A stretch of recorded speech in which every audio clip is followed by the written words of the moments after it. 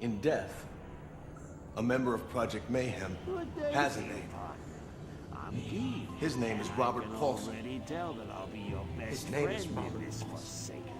I want you to hit me as hard as you can. His name is Robert Paulson. Come on, guys, His please, name stop it. is Robert Paulson. His name is Robert Paulson. His name is Robert Paulson. This is over with! His name is Robert Paulson. His name is Robert Paulson. His name is Robert Paulson. His name is Robert.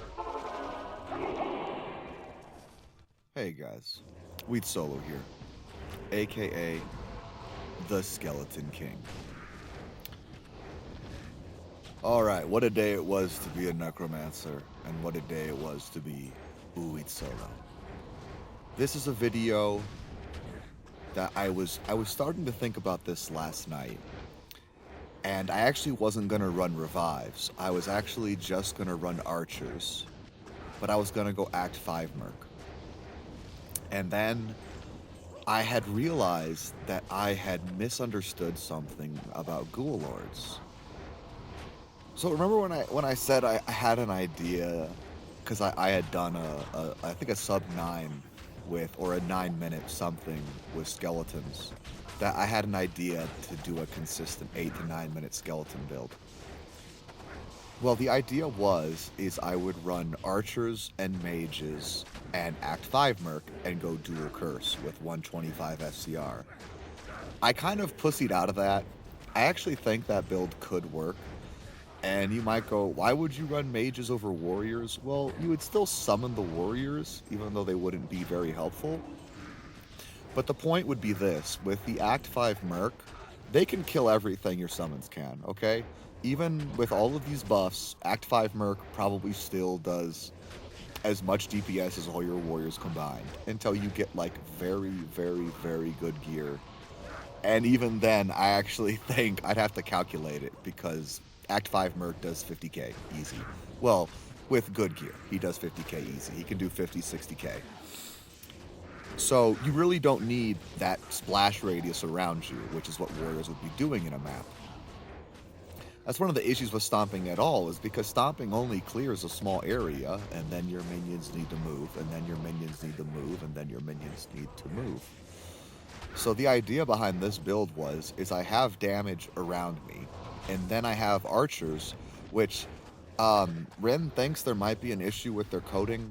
I'm not sure if there is or not, but I looked at them and I was like, oh, they can't be that good. I know that the screen is like 3,500 or something, but it's just a line of damage.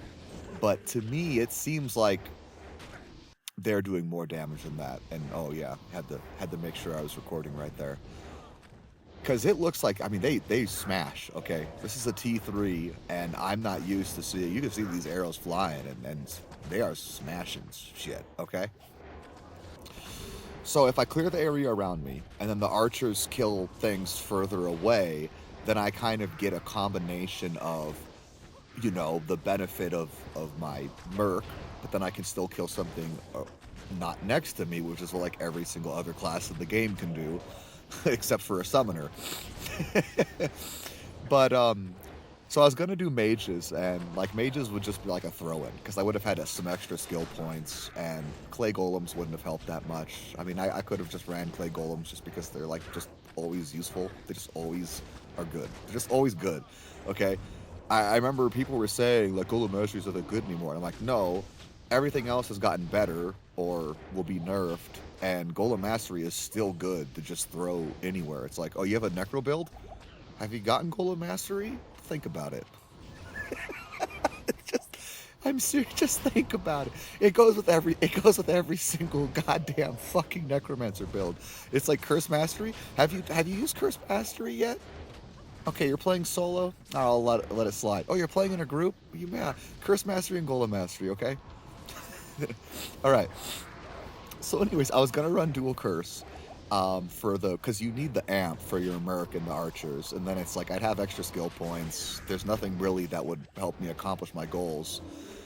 So let's just get mages and some lower resist and like, you know, see if that works good enough. I don't think it would have. And then I thought about the fact that there was a guy in Necro Chat who was having a lot of success with revives, and by a lot of success, I mean he was doing 10+ minute T3s, which isn't bad, but you gotta understand there's always at least a minute of setup. And I think the best time he actually told me was 12 minutes. But one time he said he took 6 minutes to get to the boss, and I'm like, well, what does that mean? Did you die? And it's like, that's why I say 10 minutes, because like if you get 6 minutes to the ROB boss, usually it takes you 10 minutes to finish. That's usually like, 60% of the map is getting there and then 40% on the way back.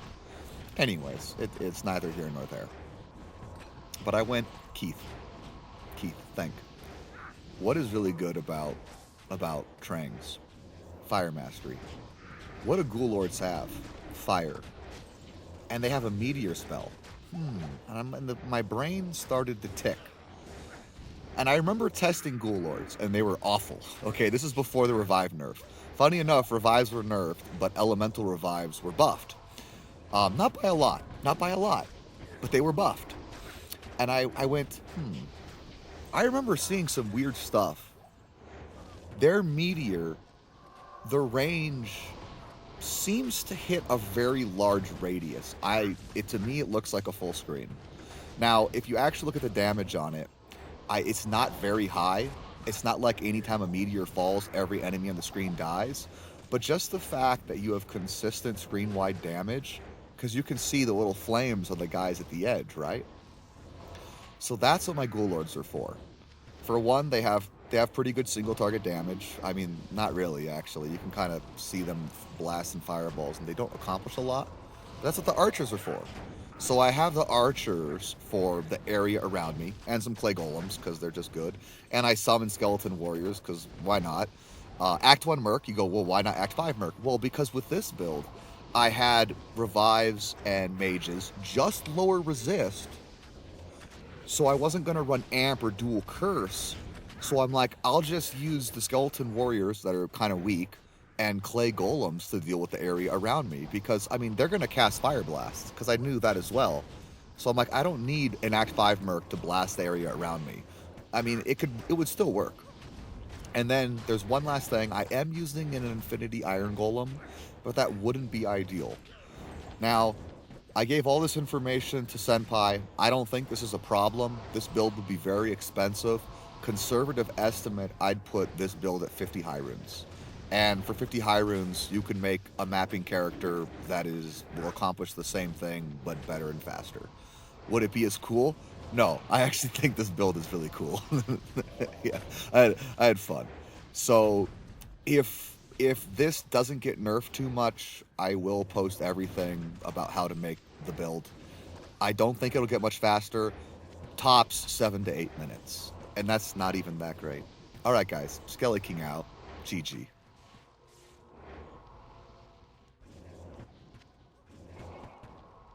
Look at you! You're fucking pathetic! What do you want me to do? You just want me to hit...